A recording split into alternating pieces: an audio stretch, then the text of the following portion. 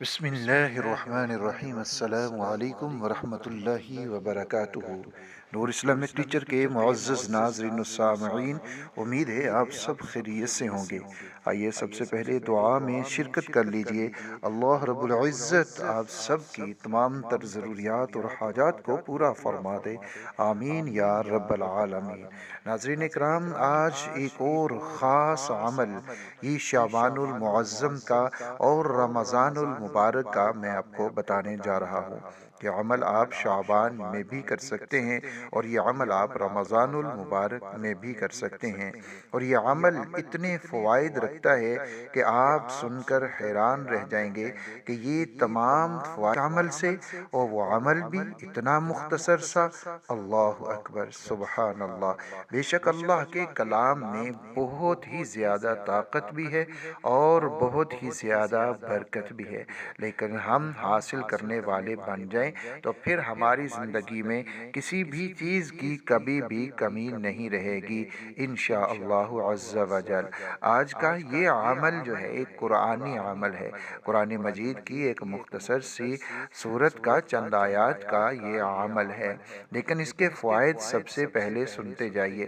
اس کے فوائد یہ ہیں کہ اس عمل کو آپ قرض سے نجات کے لیے بھی کر سکتے ہیں، یعنی جس کے اوپر قرض بہت زیادہ ہو گیا ہے اور پھر اس مہنگائی کے دور میں انسان کو سمجھ نہیں آتی وہ قرض ادا کرے یا پھر اپنے گھر کی ضروریات کو پورا کرے، یہ بہت بڑا مسئلہ ہے۔ تو آپ یہ عمل کریں گے تو قرض کی ادائیگی کے اسباب پیدا ہو جائیں گے۔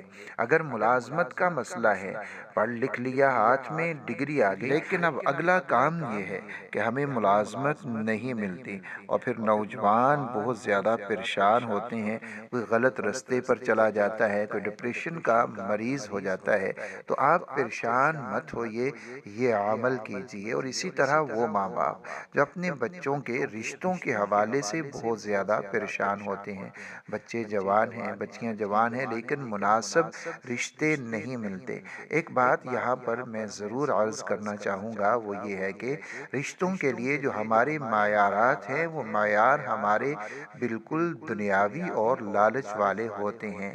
ایسا نہ کیجئے، اپنا معیار کبھی بھی لالچ میں اور کبھی بھی دنیاوی نہ رکھیے، بلکہ اپنا معیار آپ نے دین رکھنا ہے، آپ نے تقوی رکھنا ہے، آپ نے پرہیزگاری رکھنی ہے۔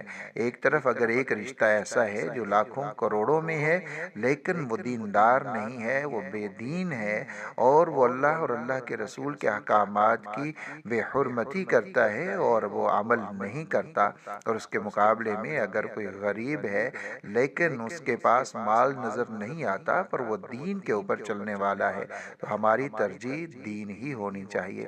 ہاں، اگر دین کے ساتھ کوئی مال و دولت والا بھی ہے تو وہ ایک علیحدہ بات ہے، تو ترجیح پہلے آپ دین کو دیں، دنیا کو ترجیح آپ مت دیجئے، تو یہ آسانی بھی ہو جائے گی، اور اس کے ساتھ یہ عمل کریں گے تو اللہ رب العزت بہت جلد مناسب رشتوں کا انتظام فرما دے گا۔ اسی طرح جو لوگ بیماری کا شکار ہیں، کسی بھی طرح کی بیماری ہے لیکن سمجھ نہیں آتی کہ کیسے اس بیماری سے شفا ملے گی، تو وہ بھی اس عمل کو کریں گے تو انشاءاللہ تعالی ان کو شفا مل جائے گی، بیماری بھاگ جائے گی، اور وہ لوگ جو کسی بھی طرح کی پریشانی کے اندر مبتلا ہیں وہ بھی اس عمل کو کر سکتے ہیں۔ غرض ہے کہ کوئی بھی حاجت ہے، کوئی بھی ضرورت ہے، لیکن جائز حاجت اور ضرورت، اور اس کے ساتھ ساتھ اگر آپ کسی دشمن کے خوف میں مبتلا ہیں یا آپ کا کوئی دشمن ہے تو اس کے لیے بھی آپ یہ عمل کر سکتے ہیں۔ آپ نے جس بھی مقصد کے لیے یہ عمل کرنا ہے آپ نے اس کا تصور ضرور رکھنا ہے، لیکن ایک بات میں واضح کرتا چلا جاؤں کہ جتنے بھی وظائف اور اعمال ہیں ان کے جو فوائد ہیں وہ حاصل ہوتے ہیں نماز کی پابندی کے ساتھ، یعنی جو فرائض اللہ رب العزت کی طرف سے ہیں ان فرائض کی پابندی ہوگی تو ان وظائف سے ہم مکمل طور کے اوپر فائدہ حاصل کر پائیں گے، ورنہ ہم وظیفے کرتے رہتے ہیں اور نماز کی پابندی نہیں کرتے تو پھر ہم شکوہ کرتے ہیں کہ ہمیں اس وظیفہ سے کوئی خاص فائدہ نہیں ہوا، اس کی اصل وجہ ہماری نماز سے دوری ہے۔ نمبر ایک، آپ نے نماز کی پابندی ضرور کرنی ہے۔ نمبر دو، آپ نے روزانہ قرآن مجید کی تلاوت تلاوت اپنی طاقت اپنی استطاعت کے مطابق کرنی ہے، یعنی جتنا وقت آپ کو مل رہا ہے تو اتنی آپ نے تلاوت کر لینی ہے اور لازمی کرنی ہے۔ میں یہ نہیں کہتا کہ آپ اپنی جاب کے وقت میں قرآن مجید کھول کر بیٹھ جائیں، ایسا نہیں ہے، یا آپ پورا دن قرآن مجید کھول کے بیٹھ جائیں، اتنی ہمارے اندر طاقت نہیں ہے۔ تو ایسا نہیں ہے، آپ نے جب جب وقت ملتا ہے تب تب قرآن مجید کی تلاوت دیکھ کر لیں، زبانی جو آیات یاد ہیں، صورتیں یاد ہیں، ان کو زبانی ہی پڑھتے رہیں۔ دو چیزیں ہو گئیں۔ نمبر 3 کے اوپر آپ نے صدقہ اپنی طاقت کے مطابق کرنا ہے۔ آپ کو 1 روپے کی طاقت ہے تو 1 روپیہ روزانہ صدقہ کریں، آپ کو 1 لاکھ کی طاقت ہے تو 1 لاکھ روپیہ صدقہ کریں، یعنی اپنی استطاعت کے مطابق آپ نے صدقہ بھی کرنا ہے۔ 2 تسبیحات کو ہمیشہ اپنی زندگی کا جز بنا کر رکھیں، ایک درود شریف کی تسبیح اور ایک استغفار کی تسبیح۔ یہ وہ مبارک تسبیحات ہیں کہ جن کو کرنے سے ہمارے سارے مسائل خود بخود ہی حل ہوتے چلے جاتے ہیں۔ اب آتے ہیں جو صورت کا عمل میں آپ کو بتا رہا ہوں، وہ عمل یہ ہے، شعبان میں، رمضان میں کسی بھی وقت آپ نے کوشش کرنی ہے اس وقت کو طے کر لیں، تو کسی بھی وقت۔ لیکن اگر آپ وقت کی پابندی نہیں کر سکتے تو پھر بھی کوئی بات نہیں ہے۔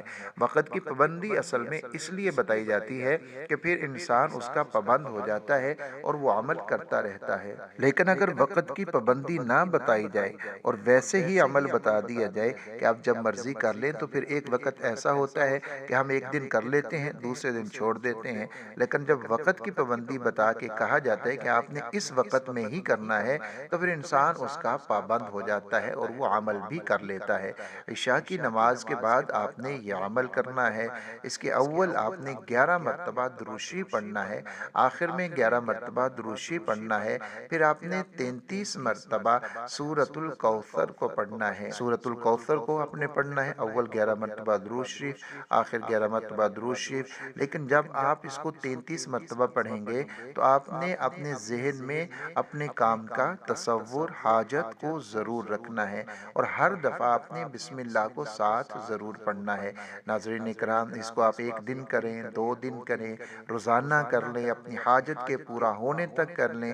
انشاءاللہ عز و جل جب آپ اس کو کریں گے تو چند دنوں میں ہی آپ کو معلوم ہو جائے گا کہ اس عمل کی کتنی طاقت ہے۔ حالات بننا شروع ہو جائیں گے، سازگار ہونا شروع ہو جائیں گے۔ اللہ رب العزت آپ کو آپ کے مقصد میں کامیاب فرمائے گا، جو بھی آپ کا جائز اور حلال مقصد ہوگا۔